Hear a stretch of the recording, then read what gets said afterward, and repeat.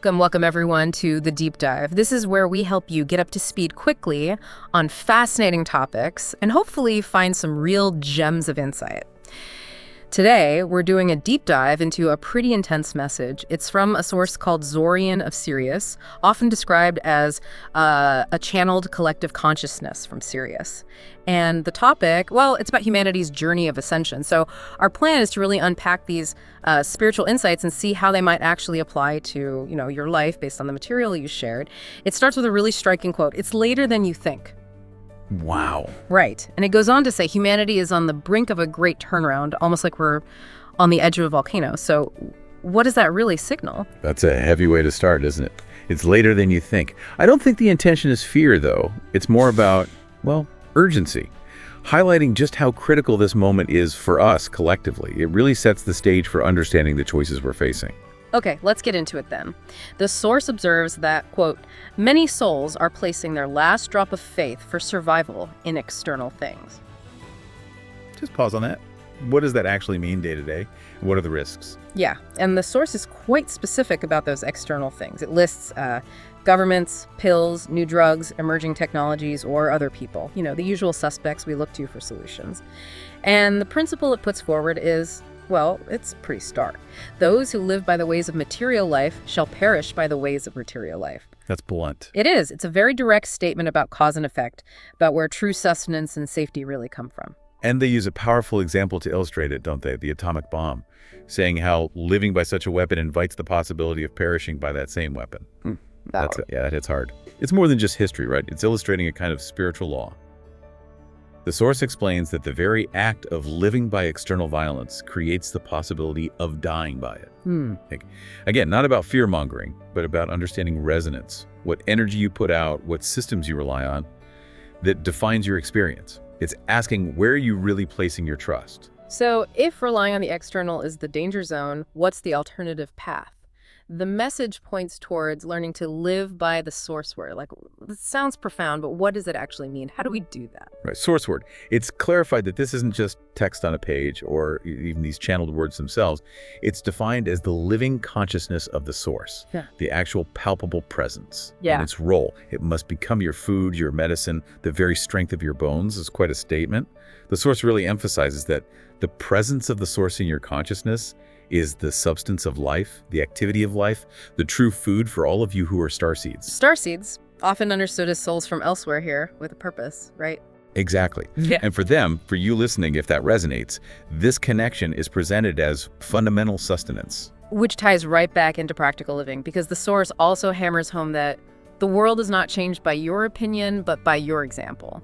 So it's not enough to just think about these ideas. Precisely. It's about embodiment. This reinforces that core idea. True life security and protection. They aren't really sustained by the external stuff, not by food, vitamins, minerals, money, investments, or any external circumstances. Instead, it says they depend solely on your consciousness of the source, which really makes you question, doesn't it? Where do you derive your sense of well-being from? Is it outside or inside?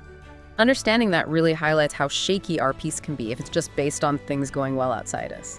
So given all the much chaos the source acknowledges in the world, how do we find that deeper, more stable peace? How do we get past that fragile peace born of worldly circumstances? Well, the advice is actually quite simple but powerful. It's to be still, especially in those moments of pain, difficulty, sadness, discord. The practice suggested is literally to sit or lie down, take a breath, and tell your own inner world, peace, be still, like calming the waters. The key, it says, is to rest in the spherical cushion of knowing that the source within you is your self-sufficiency. It's about finding that internal anchor. That internal anchor. But what about all the external noise? Many people feel like they're sponges picking up on changing energies. Moods shift, thoughts intrude. How does the source help us figure out what's actually ours versus what's just floating around in the collective? That's a really common challenge, especially as people become more sensitive.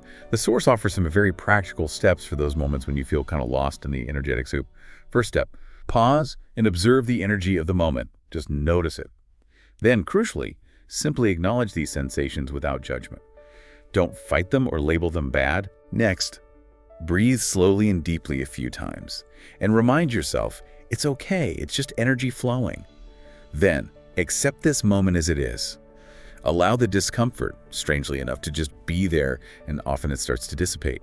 And then, from that more centered place, ask yourself, what small thing can I do next that would make me feel good or bring comfort? A small, manageable action. So it sounds like increased empathy is both a gift and a challenge, as the source puts it. Great for connection, feeling oneness. Yeah, absolutely. But also risky. You could get swamped by stuff that isn't even yours. So how do we navigate that? How do we master it? It comes down to consistent practice, really. The source suggests daily things, like starting your day by setting an intention. Today I remain centered in my own energy. And throughout the day, doing quick check-ins with your heart. Is this feeling really mine, or am I picking this up? Just asking the question can bring clarity. And then actively engaging in practices that help manage that influx. Things like regular meditation or prayer, time in nature, creative expression, or simply quiet time alone, whatever works for you.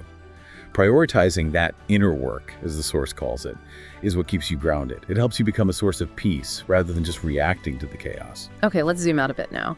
The source makes this huge statement that what we're doing here on Earth, what you are achieving, is not just for Earth, but for the entire solar system and galaxy. That's quite a perspective shift. What's the thinking behind that? Our role is that big. It seems so, according to this message.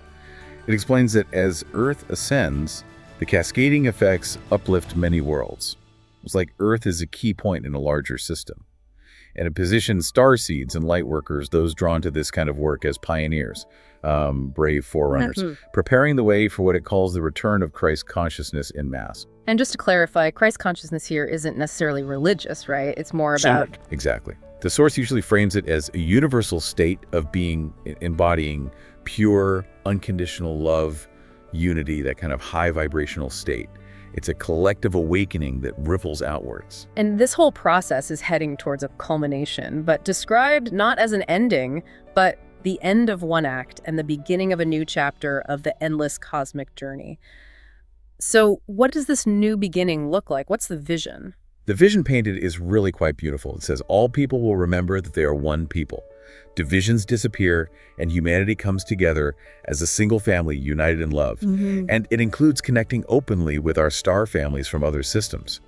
The source stresses that human history has already spread throughout the galaxy and beyond. Wow, so we're not isolated.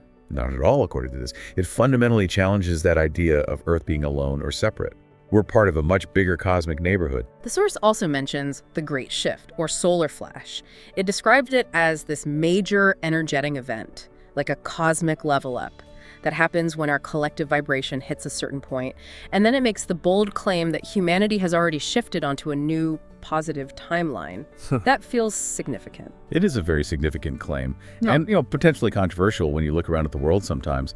But the implication is that this shift isn't just some external force acting on us. It's something we are co-creating with our collective consciousness.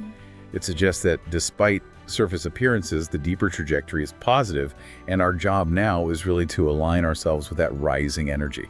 Okay, so knowing that this massive shift is underway, or even that we're on this new timeline, the big question for you listening is probably, okay, what do I do now? What practical steps does the source suggest for preparing, for aligning with this shift? Right, the practical stuff. First, it emphasizes activating the higher qualities of your soul. Things like greater compassion or perfect peace or fearless love or the power to heal. And it stresses that these aren't things you have to get. They already exist within you as seeds. Your job is to nurture them, bring them forward consciously. And it talks about needing a spiritual cleaning toolkit, especially now with this rapid frequency acceleration, stirring things up. It can bring up inner turbulence, old wounds. This makes sense. What's the idea behind this cleaning? The core principle is that the deepest cleansing comes from living in alignment with the flow of the Creator. It's less about scrubbing away negativity and more about allowing divine energy to flow through you freely.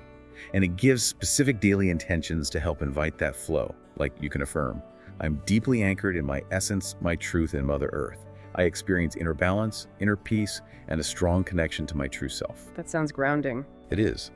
Or you could use, I am divinely connected to my essence, my truth, and the Creator, receiving the divine flow throughout my being at all moments. And also, I easily comprehend, integrate, and express the divine flow of the Creator that moves through me. See, these aren't just empty words. They're like tuning forks for your energy. Powerful intentions. And then there are 3